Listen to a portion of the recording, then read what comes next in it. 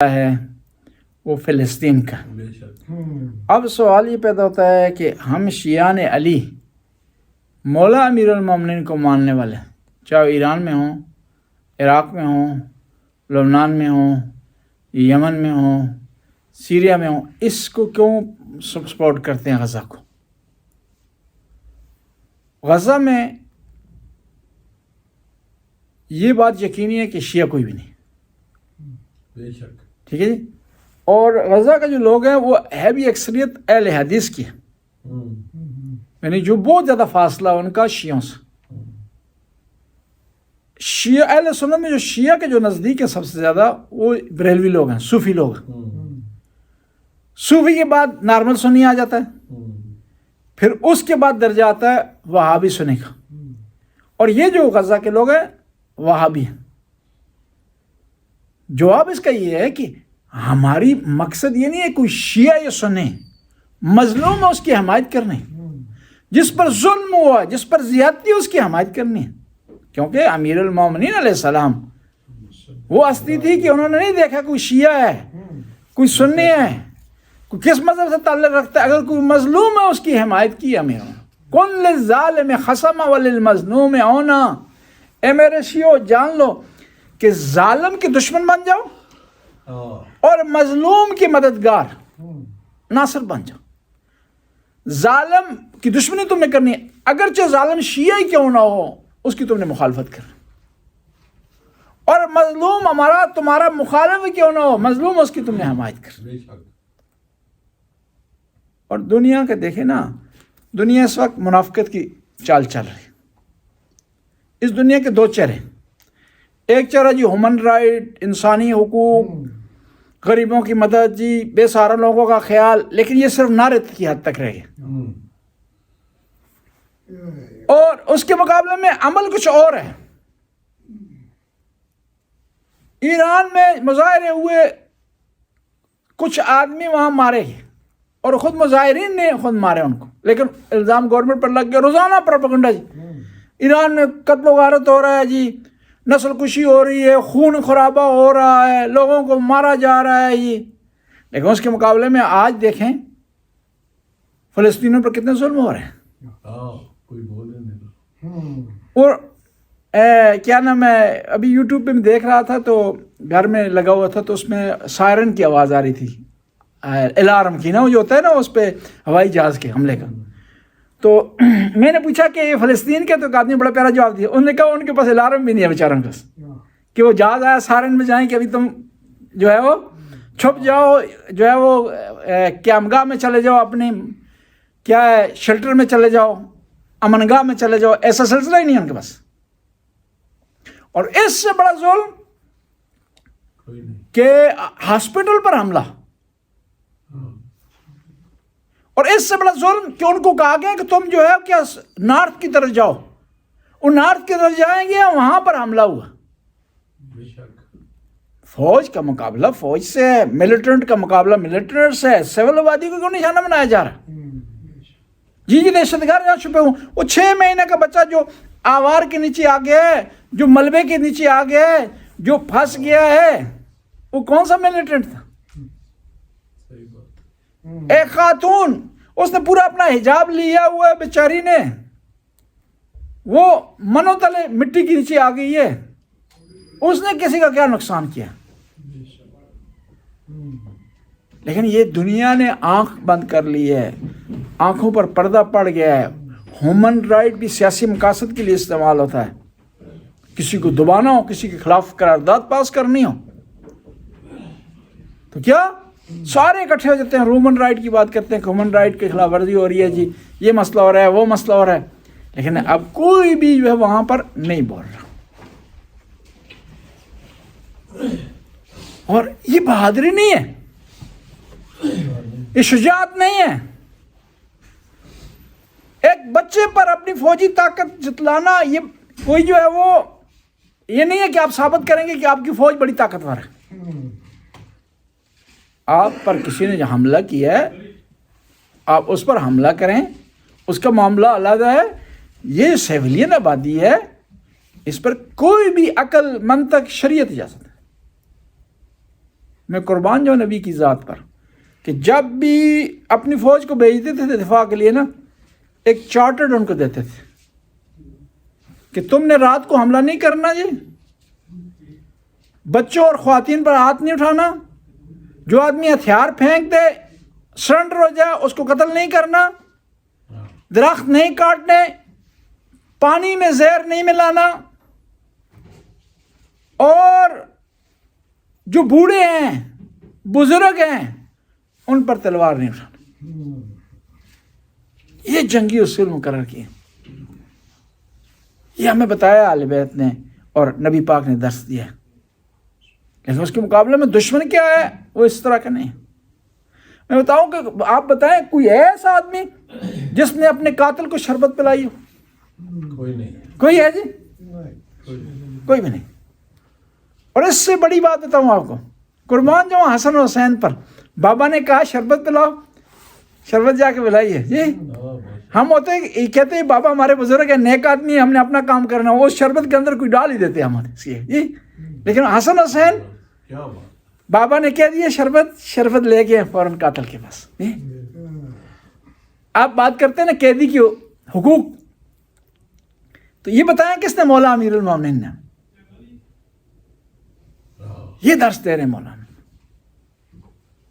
یہ انسانیت، یہ ہیومن رائٹ، یہ ہیومن رائٹ نہیں ہے کہ آپ جو ہے وہ ہاسپٹل پر حملہ کریں جہاں کے بیچارے 10 لوگ اکٹھے ہوئے ہیں، ملبے کو اٹھانے کے لیے اکٹھے ہوئے ہیں بیچارے، نیچے کئی لوگ افراد آ گئے، اب وہ لوگ اکٹھے ہوئے ہیں، اب یہاں دوبارہ بمباری ہو رہی ہے ان پر، نسل کشی۔ کہاں ہے ہیومن رائٹ؟ کہاں اقوام متحدہ کے جو ہے وہ قرارداد ہیں جس میں انسانی حقوق کی جو ہے وہ بات کی ہے؟ بس ہم جو شیعہ امیر المومنین ہیں، ہم نے مظلوم کا ساتھ دیا۔ بڑا پیارا جملہ کہا ایک شیعہ لیڈر نے، کہا کہ ہمیں تم کافر کہو، رافضی کہو، دین سے دور کہو، ہمیں شہید کرو، لیکن ہم مظلوم کا ساتھ نہیں چھوڑیں، کہ مظلوم کا ہم نے جو ہے وہ ساتھ دینا ہے۔ مظلوم ایک اپنا عنوان ہے، اپنا چیپٹر ہے، بے شک، اس میں شیعہ سننے نہیں ہیں، اس میں مسلمان اور غیر مسلمان نہیں ہیں، بعض کو عنوان تبدیل ہو جاتے ہیں۔ دیکھیں نا ڈاکٹر ہے، اس کے پاس مریض آیا ہے، ڈاکٹر یہ نہیں دیکھتا کہ مریض شیعہ ہے، سنی ہے، کافر ہے، وہابی ہے، کیا ہے، یہ ڈاکٹر ہے اور یہ مریض ہے، یہ تعلق ہے ان کے درمیان، اور اس تعلق کی بنیاد پر اس کے کچھ فرائض ہیں، اس کے کچھ رائٹ ہیں، اس ڈاکٹر نے ادا کرنے۔ بے شک، تو یہاں پر جو عنوان ہے، ٹائٹل ہے ان لوگوں کا جو نہتے مارے جا رہے ہیں، جو بے دفاع مارے جا رہے ہیں، جنہوں نے کسی کا کچھ نہیں بگاڑا، جو اپنی زندگی نارمل گزار رہے تھے، ایک خاندان کے 20 آدمی مارے ہیں۔ لیکن کتنی دلیر قوم ہے، گھبرائی نہیں ہے، کنٹرول سے باہر نہیں ہوئی، بہادری سے اس چیزوں کو جو ہے وہ ان کا سامنا کر رہے ہیں۔ بس ہمیں چاہیے کہ ہم جہاں کہیں بھی ہمارے اختیار میں ہو، جتنا ہم کر سکیں، پیسوں کے لحاظ سے، مالی لحاظ سے، اخلاقی لحاظ سے، ہم ان فلسطینیوں کی مدد کریں۔ اور کچھ نہیں ہے تو فیس بک پر بیٹھے ہوئے ہیں، وہاں پر کوئی آ گئی پوسٹ ان کی حمایت میں تو اس کو لائک کر دیں، جو ان کی مخالفت میں آ گئی ہے اس کو ڈس لائک کر دیں، اتنا تو کر سکتے ہیں نا۔ بے شک، کہتے ہیں کہ من اصبح ولم یہتم بامور المسلمین هو لیس مسلم، جو آدمی صبح اٹھے لیکن مسلمانوں کی فکر میں نہ ہو وہ مسلمان نہیں ہے۔ انسان اور حیوان میں یہی فرق ہے کہ حیوان صرف اپنا سوچتا ہے، انسان سب کا سوچتا ہے۔ انسان جو ہے خدا نے اسے شعور دیا ہے، اس دنیا میں اس نے رہنا ہے، رابطے میں رہنا ہے، ملاپ کرنا ہے، اس میں اچھائی برائی کی تشخیص دینی ہے، اچھائی کی حمایت کرنی ہے، برائی کی مخالفت کرنی ہے۔ اس لیے نا اسلام نے کچھ چیزوں سے منع کی ہے جو انسان کو ان چیزوں سے غافل کرے۔ ایسی چیز پی لیتے ہیں جو اس کی وجہ سے آپ غافل ہو جاتے ہیں، تو کیا ہے اس سے منع کیا ہے، کیونکہ آپ نے غافل نہیں رہنا، اس دنیا میں رہ کر اپنے ارد گرد اس کو ججمنٹ کرنا ہے، اس کے بارے میں فیصلہ کرنا ہے، اس کے بارے میں آپ نے کیا کرنا ہے، ایک عملی کام کرنا ہے اپنا، تب جو ہے وہ آپ صحیح انسان وہ کہلائیں گے. ورنہ کھانا پینا اگر ہو، سونا اور جاگنا ہو صرف، تو کیا ہے، یہ تو غیر انسان بھی کرتا ہے ایسا. وہ بھی صبح سے شام تک کوشش کرتا ہے، تلاش کرتا ہے، اپنے لیے شکار ڈھونڈ لیتا ہے، اپنے پیٹ کے لیے انتظام کر لیتا ہے، سردی سے بچنے کی کوشش کرتا ہے، گرمی سے بچنے کی کوشش کرتا ہے، اپنے آپ کو آفتوں سے بچانے کی کوشش کرتا ہے. لیکن انسان کامل وہ ہے کہ جو اپنا بھی خیال رکھتا ہے، دوسرے انسانوں کا بھی خیال رکھتا ہے، اپنا بھی خیال رکھتا ہے، یتیموں کا خیال بھی رکھتا ہے، اپنا بھی خیال رکھتا ہے، مظلوموں کی حمایت کرتا ہے، اپنے بارے میں بھی سوچتا ہے. وہ آدمی جن کے پاس کچھ نہیں ہے ان کے بارے میں بھی سوچتا ہے. تب جو ہے وہ انسان مکمل کہلا سکتا ہے. اور یہ بھی یاد رکھیں، ہم نے سب چیزوں کا ساتھ لے کر چلنا. اس دن ایک پوسٹ کی کسی گروپ میں کہ عمرے کا قافلہ ہم لے جا رہے ہیں، تو جو لوگ جانا چاہتے ہیں، نیچے کسی نے لکھ دیا کہ یہ عمرے کے پیسے غزہ والوں کو دے دیں. جی میں نے کہا وہاں بھی دیں، یہاں بھی جائیں، ٹھیک ہے، سارے کام. یہ نہیں ہے کہ آج ہم کہیں نماز جمعہ چھٹی کر دیں، جی باہر مزدوری کر کے غریبوں کی مدد کریں گے، وہ بھی مدد کریں گے، یہ بھی ہوگا. اور یہ ایک اور چیز یاد رکھیں، ان ممالک میں رہ رہے ہیں، سب سے زیادہ ترجیح ہماری یہاں کی ہونی چاہیے. یہاں لوگ مسلمان رہیں گے تو تب جو ہے پاکستان میں غریبوں کی مدد کریں گے. یہاں مسلمان ہی کوئی نہیں رہے گا، اور مسلمان تب رہیں گے، نماز جمعہ ہوگا، یہ پروگرام ہوں گے، جشن ہوں گے، یہ مرکز جاری رہیں گے. اگر یہاں بالکل چھٹی کر کے صرف وہاں مدد کریں گے تو 5 سال ہی کر سکیں گے، 10 سال ہی کر سکیں. بعض لوگوں کو رمضان میں فون کیا، ایک آدمی کو نام نہیں لیتا میں، اس نے بڑی سختی سے بات کی. میں نے کہا جی یہ رمضان کی یہاں افطاری ہو رہی ہے تو آپ کوئی ایسا ڈالیں اس میں نا. انہوں نے کہا نہیں ایسا ڈالتا، مفت خور لوگ بیٹھے ہیں یہاں، آپ لوگ کھاتے پیتے ہیں، ہم پاکستان میں دیتے ہیں افطاری. میں نے کہا پاکستان میں بھی دیں، یہاں بھی دیں. یہاں افطاری ہوگی، آئندہ نسلوں تک اسلام پہنچے گا، شریعت جاری رہے گی، تو پاکستان کی مدد بھی ہوتی رہے گی. اگر مین ہم جو ہے چھوڑ دیں اس کو، انویسٹمنٹ کی جگہ کو، صرف عارضی کام کرتے رہیں گے تو مسئلہ ہی گول ہو جائے گا. یہاں پر ایک دفعہ آئے تھے وہ شاہ احمد نورانی صاحب، ان کی ایک تقریر میں نے سنی، بڑی پیاری بات کی انہوں نے کہا کہ پاکستان سے مسجد کے لیے آپ کے لیے کچھ چندہ مانگنے کے لیے آتا ہے نا، تو پہلے اپنی ضرورت کو دیکھیں، یہاں آپ کو ضرورت نہیں ہے تب اس کو دیں. وہاں پر مسجد نہیں بنے گا، کافر کوئی بھی نہیں ہوگا، لیکن یہاں مسجد آپ کی اگر بند ہو جائے گی تو ممکن ہے لوگ اسلام سے پھر جائیں.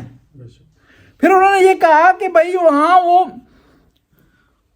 200 ملین کی آبادی کو چھوڑ کر یہاں 10,000 مسلمانوں کے پاس آ گیا چندہ لینے کے لیے. یہ یہاں کے کاموں کو ترجیح دیں، اور پھر اس کے بعد جو معاملہ بچتا ہے تو وہاں بھی کریں، وہاں بھی مدد ہونی چاہیے، یہاں بھی. لیکن یہ نہ ہو کہ یہ لوگ بہانہ نہ بنائیں کہ ہم نے جو ہے یہ بس نیاز یہاں نہیں دینی، یہاں ہم نے ختم خیرات نہیں کرنا، یہاں ہم نے لنگر نہیں پکانا، صرف پاکستان میں بس ہونا چاہیے، یہاں بس کچھ بھی نہ ہو. یہ صحیح نہیں. یہاں پہلی انویسٹمنٹ یہاں ہے، ہماری آئندہ نسلیں محفوظ ہوں گی، اسلام سے آگاہ ہوں گی، اسلام سے آشنا ہوں گی، تو وہاں بھی معاملہ چلتا رہے گا. ورنہ یہاں آپ توجہ نہیں دیں گے، انویسٹمنٹ نہیں کریں گے، تو یہ آئندہ نسلیں پاکستان سے کٹ جائیں گے، حتیٰ یہ بھول جائیں گے ہم پاکستانی تھے. اور بھول جاتے ہیں، ابھی کچھ لوگ ابھی سے بھول رہے ہیں لوگ. ایک بس میں بیٹھا ہوا تھا، ایک پاکستانی میرے ساتھ بیٹھا ہوا، تو میں نے 10 صفحہ سے سوال کیا، اور کموڈی فرا، اس نے کہا نورگے جی. اس نے نہیں کہا صحیح، مجھے بھی اس سے زیادہ نوشق آتی نہیں تھی کہ اگلا سوال اس سے کروں نا. اس نے یہی کہا.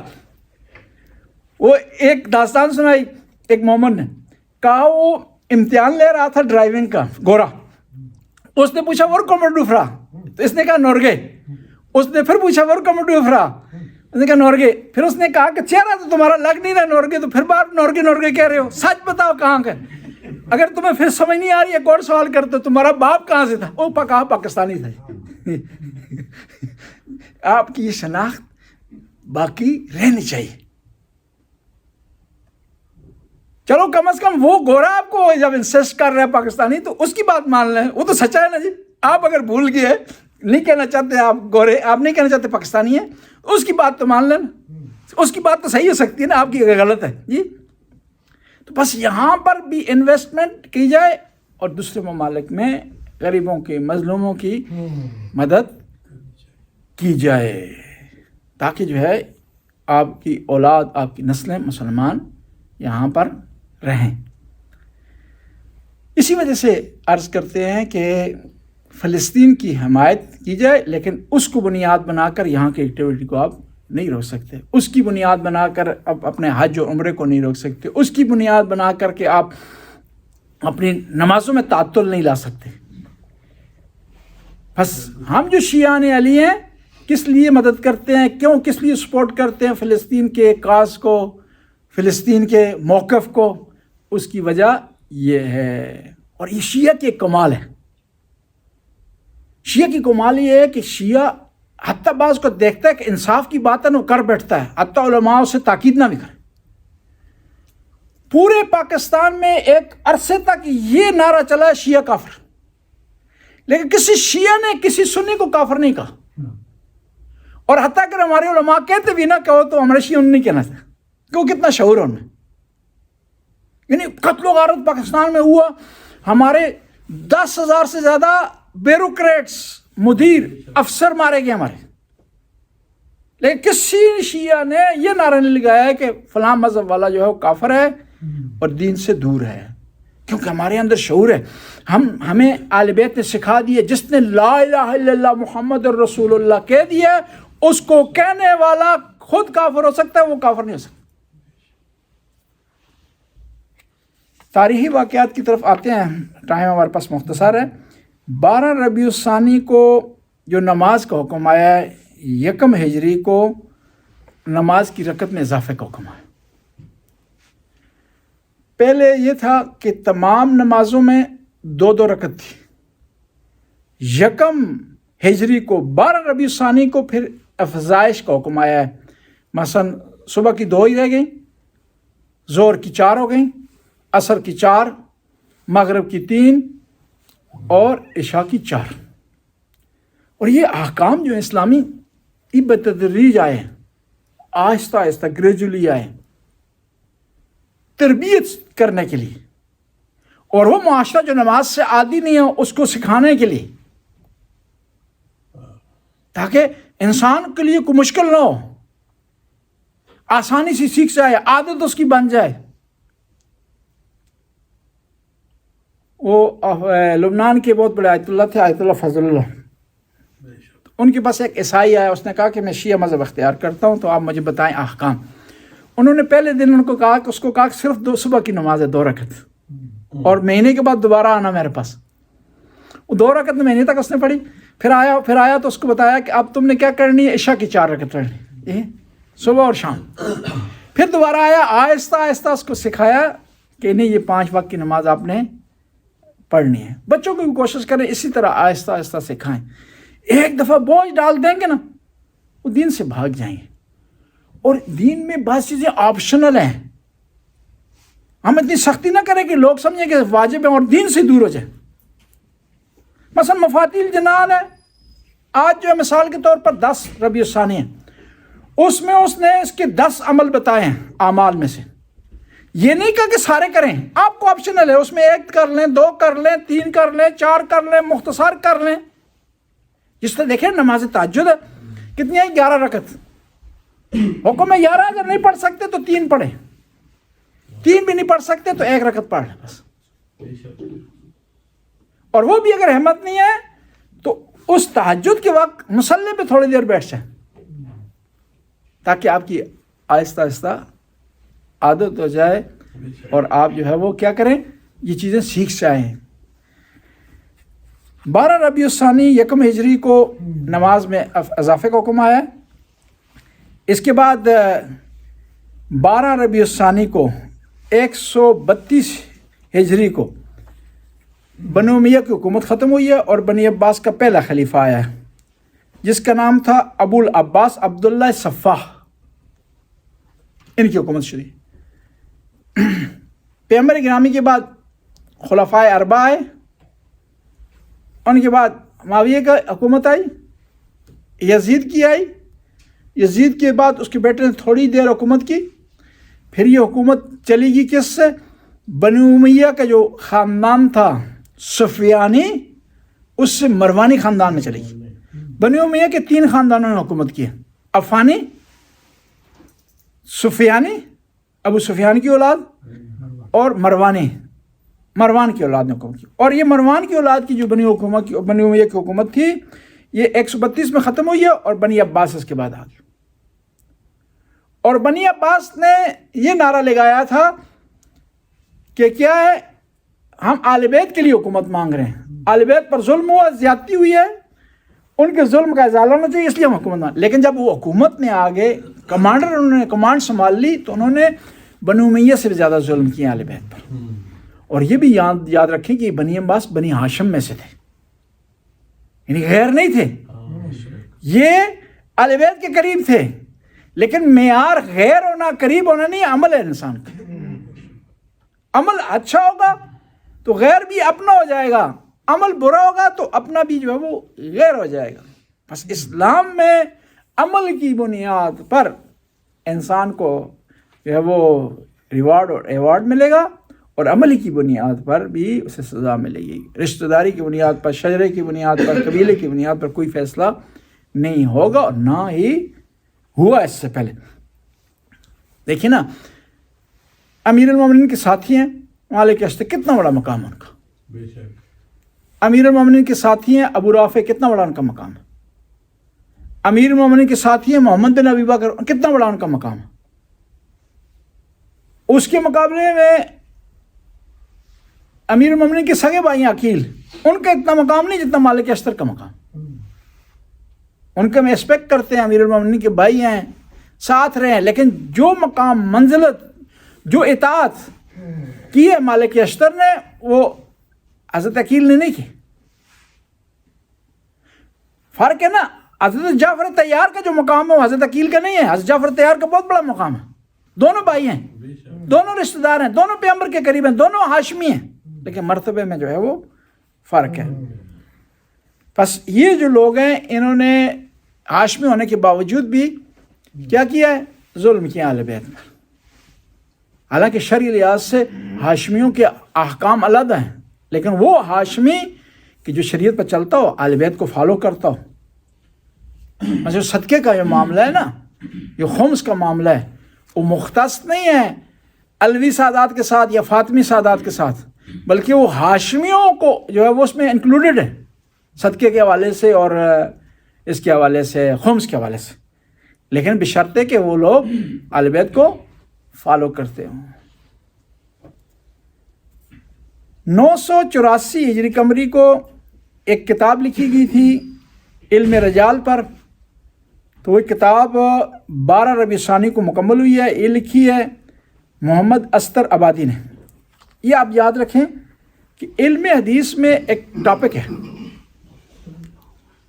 علم حدیث کے 2 حصے ہیں، ایک اس حدیث کا اپنا متن ہے، ٹیکس ہے، عبارت ہے، ایک اس کا بیان کرنے والا ہے۔ دونوں کے بارے میں جانچ پڑتال ہوتی ہے۔ متن کے بارے میں، ٹیکسٹ کے بارے میں جانچ پڑتال یہ ہوتی ہے کہ قرآن کے خلاف نہ ہو، حدیث کے خلاف نہ ہو، ائمہ کے اقوال کے خلاف نہ ہو، تاریخی حقائق کے خلاف نہ ہو۔